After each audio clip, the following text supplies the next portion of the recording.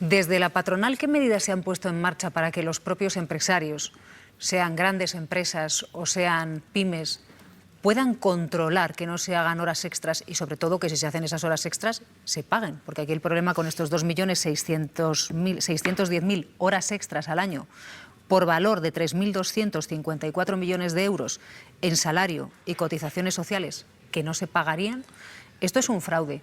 ¿Qué mecanismo se ha puesto en marcha desde la patronal para evitar este fraude empresarial? Efectivamente, o se les da una solución a estos problemas que Berna González Harbour comentaba antes, o ellos van a tener más difícil la aplicación, ¿no?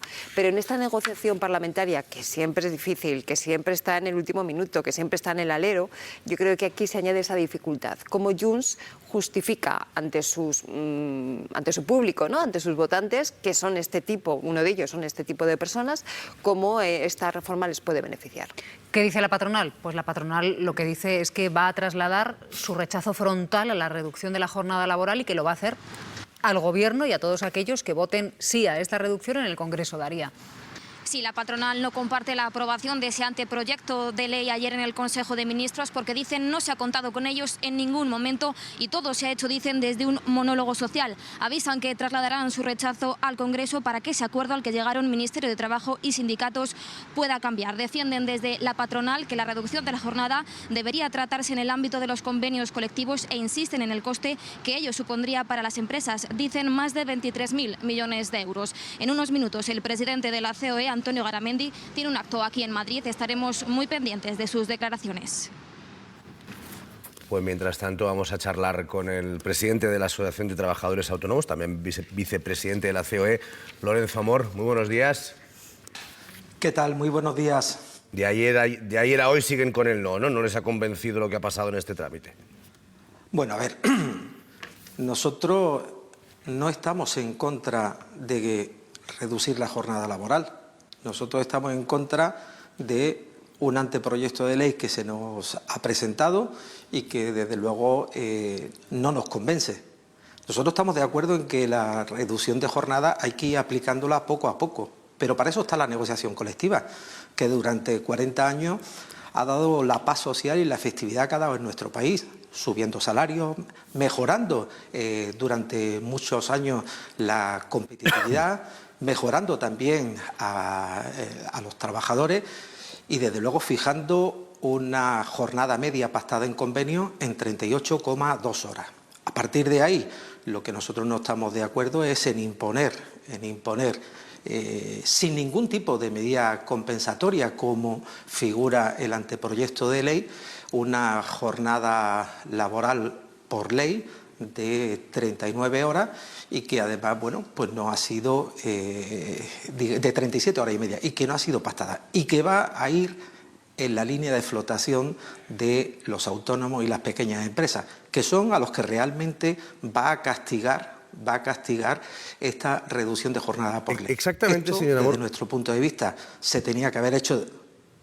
¿Qué es lo se que tenía que haber hecho de otra forma. Porque dice, no estamos en contra de la reducción de la jornada.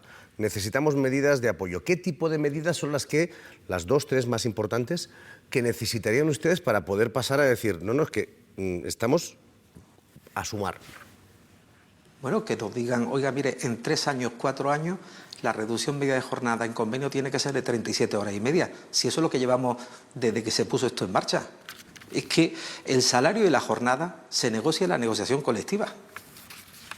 Y ha dado su efecto. Hoy por hoy, en España, 1 de cada 4 convenios está por debajo de las 37 horas y media o las 37 horas y media. Otro 25% está por debajo de 38 horas y media. Y es cierto que hay un 50% de convenios que afecta a 12 millones de trabajadores que está entre las 38 horas y las 39 horas y media. Pero claro, si se nos dice, oiga, pónganse ustedes a negociar en la próxima negociación colectiva, lo importante es creer en la negociación colectiva.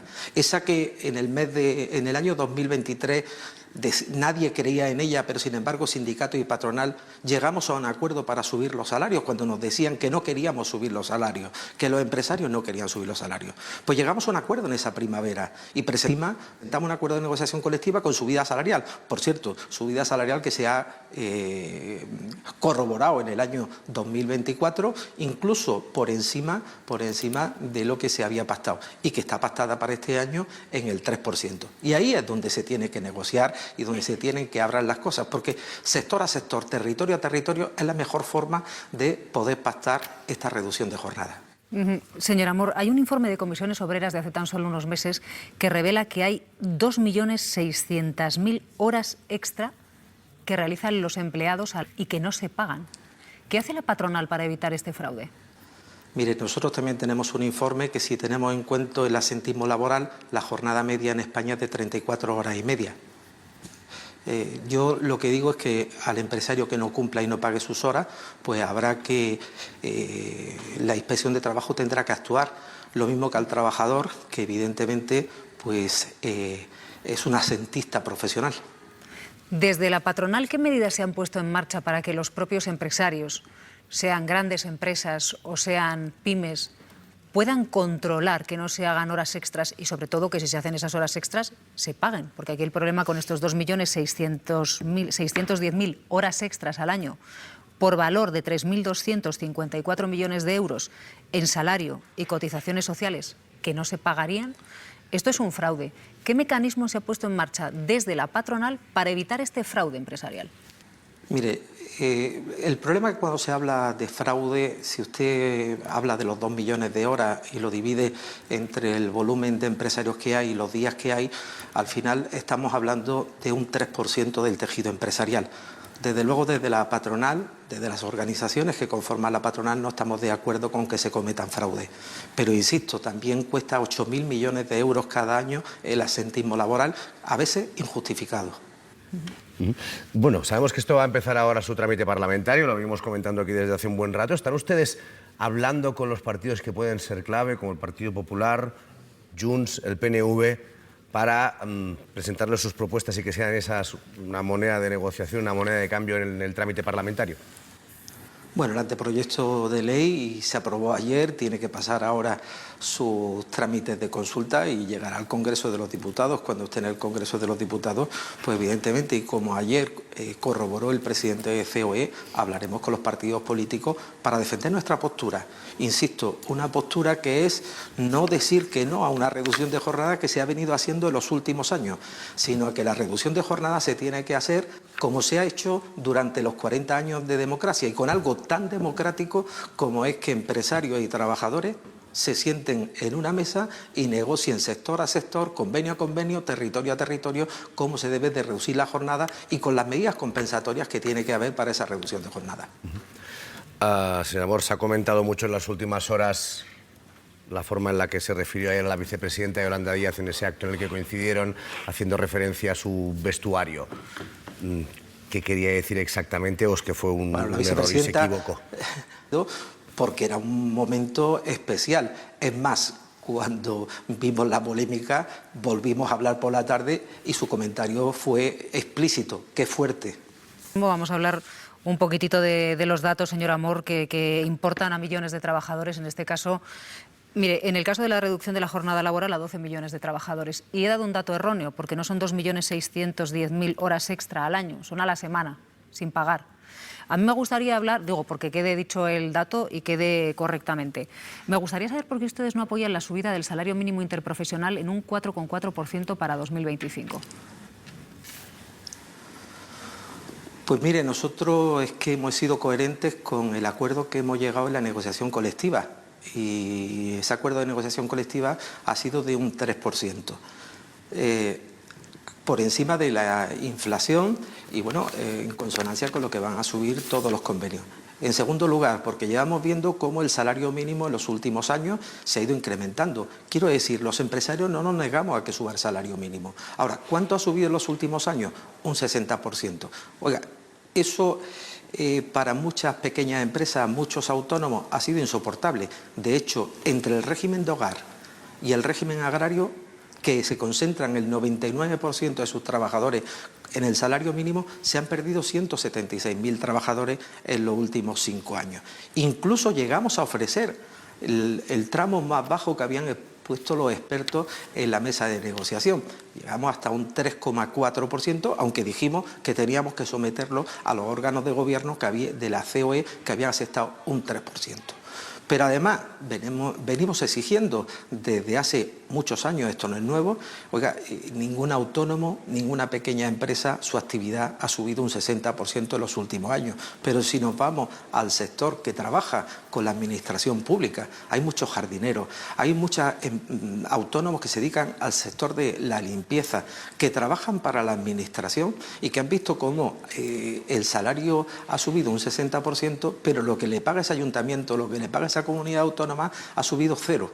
Y eso, pues evidentemente, hace que no podamos estar en este tipo de acuerdos cuando el Gobierno sí sube los salarios por encima de lo que nosotros hemos pactado con los sindicatos y sin establecer esas medidas que desde luego hunden más a esas pequeñas empresas, a esos autónomos que trabajan con la Administración.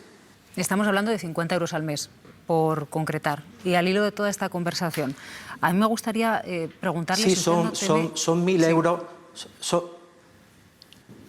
Son 1.000 euros al año, o sea, son 50 euros al mes, por 14 pagas, son 700 euros. Cuando uno le sube las cotizaciones sociales, son 1.000 euros. Habría que preguntarle a muchos pensionistas que hay en nuestro país que necesitan de un cuidador si puede permitirse el lujo de pagar, no solamente a los empresarios, si se puede permitir el lujo de pagar 1.000 euros más al año, porque se le ha subido las cotizaciones, se le ha subido el salario mínimo. Y tenga en cuenta una cosa, cuando entre la reducción de jornada, también el coste de esa reducción de jornada va a ser de 2.000 euros por trabajador entre lo que es salario y lo que es cotización a la Seguridad Social, con lo que se va a encontrar ese pensionista que tiene un cuidador en su casa, pues se va a contar con un excedente o tener que pagar más 3.000 euros más al año. Mi pregunta es, ¿se lo puede permitir?